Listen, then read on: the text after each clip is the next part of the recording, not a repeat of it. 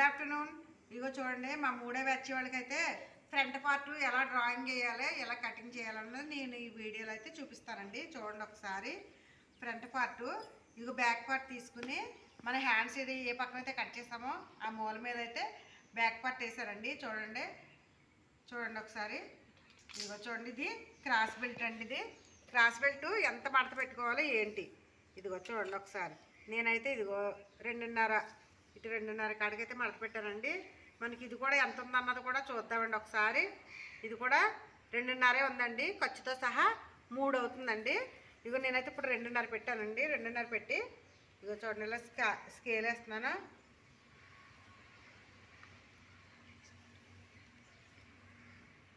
ఇలా స్కేల్ వేసుకుని నీట్గా మనం డ్రాయింగ్ వేసుకుంటే బాగుంటుందండి.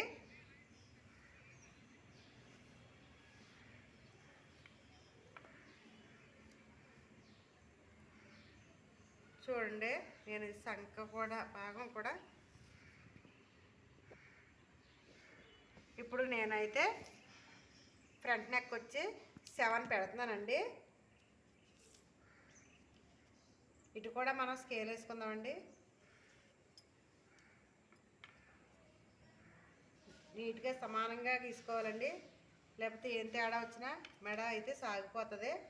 ఇక్కడ నుంచి ఇక్కడికి 1 ఇంచు పెట్టుకుందాము. పెట్టుకుని డ్రాయింగ్ వేసుకుందామండి ఫస్ట్.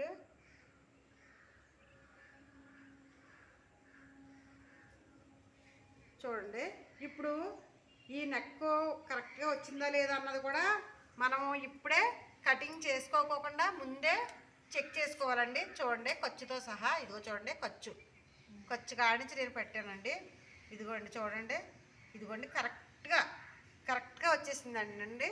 ఇదిగో చూడండి, ఓకేనండి. మరి నేను ఇప్పుడైతే దీన్ని ఈ ఫ్రంట్ దాన్ని ఈ బ్యాక్ దాన్ని తీసేసి ఇప్పుడు ఫ్రంట్ ఇప్పుడు దీనికి అదర్ షేప్ ఎలా వేయాలి ఏంటి, ఇదిగో చూడండి. ఇక్కడ నుంచి ఇక్కడికి అయితే 5 అయితే పెట్టుకుంటున్నానండి. 5, 3 పెట్టుకోవాలండి. సెంటర్ పాయింట్ 4 కూడా పెడుతున్నాను, ఎందుకంటే పై కుట్టు వచ్చి 2.5. దీనికి మనం ఇలా స్క్వేర్ తీసుకోవాలి. అలాగే నెక్స్ట్ ఇది చూడండి ఒకసారి. దీన్ని ఈ ఎదర షేపు ఉక్సులు పట్టి కూడా ఇది ఇక్కడ ఎంత ఉన్నది అన్నది కూడా క్రాస్ బెల్ట్ వరకు ఎంత ఉన్నది అన్నది కూడా మనం కొలుసుకోవాలండి. చూడండి, నేను కొలుస్తున్నాను. ఇక్కడికైతే కరెక్ట్గా 4 వచ్చిందండి. అంటే మనం ఖర్చులతో సహా 5 పెట్టుకోవాలండి. ఇదిగో 5 కాడికి నేను ఒక మార్కింగ్ వేసుకుంటున్నాను. దీన్ని మనం ఇలా షేప్ అయితే తీస్తున్నానండి. చూడండి, చాలా సింపుల్ అండి. ఇవి వీటి నుండి మళ్ళీ ఒకసారి కొలుతున్నాను. చూడండి, 5 వచ్చింది కదా. ఇక్కడికి సెంటర్ పాయింట్ కుట్టుకి 3 పెడుతున్నానండి. ఇక్కడ కూడా 3 పెట్టుకుని ఇక్కడ లోపలికి ఖర్చు కాడికి కుట్టేయడానికి 2.5 అయితే పెట్టాను. అలాగే దీనికి కూడా చూడండి, దీన్ని బట్టి ఈ కుట్టు కూడా మనం సమానంగా వేసుకోవాలండి. 4.5 పెట్టాను ఇక్కడ. ఇగో చూడండి, ఇది 3 కోణాలు ఒకేలా సమానంగా అయితే వచ్చినాయండి. చూడండి ఒకసారి, నేను మళ్ళీ ఒకసారి ఎక్స్ప్లెయిన్ చేస్తాను. చూడండి, మన బ్యాక్ పార్ట్ని తీసి దీని మీద వేసుకుని 2.5 మడత పెట్టుకుని మనం ఇలా కొలుసుకుని మనం ఇలా వేసుకుంటే కరెక్ట్గా అసలు ఏమీ తేడా లేకోకుండా ఫ్రంట్ పార్ట్ అయితే వస్తుందండి. ఫ్రంట్ నెక్ వచ్చి 7 పెట్టానండి. ఇటు నుండి ఇటు వచ్చి 5 పెట్టాను. దాంట్లో 3 కాడికి పెట్టానండి ఖర్చుకి. ఇగో చూడండి, ఇక్కడ నుంచి ఇక్కడికి అయితే 5 పెట్టానండి. ఇక్కడ 3 పెట్టానండి. దీనికి నేను మళ్ళీ ఇక్కడికి స్కేల్ వేసాను. చూడండి, 3 మనకు అన్నీ నీట్గా ఫ్రంట్ పార్ట్ అయితే వచ్చేసింది. నేను కట్ చేస్తున్నాను, చూడండి ఒకసారి.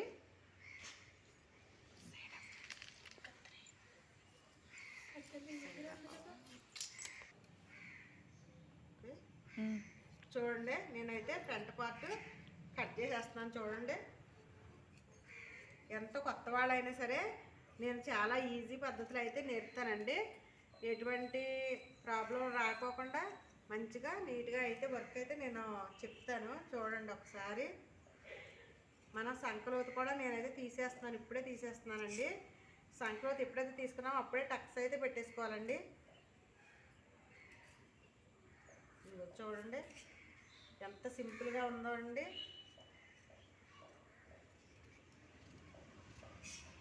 చూడండి. మనం ఎప్పుడైనా సరే డ్రాయింగ్ కరెక్ట్గా వేసుకుంటే కుట్లు కూడా కరెక్ట్గా వస్తాయండి. మనకి ఎటువంటి తేడా కూడా రాదు. ఓకేనండి. మరి ఇదిగోండి ఫ్రంట్ పార్ట్ అయితే రెడీ అయిపోయింది. మరి ఓకేనండి. మరి మీకు వీడియో నచ్చినట్టు లైక్ చేయండి, షేర్ చేయండి, కామెంట్ సబ్స్క్రైబ్ మాత్రం మర్చిపోతుంది. Okay bye bye. మీ దుర్గా బాయ్.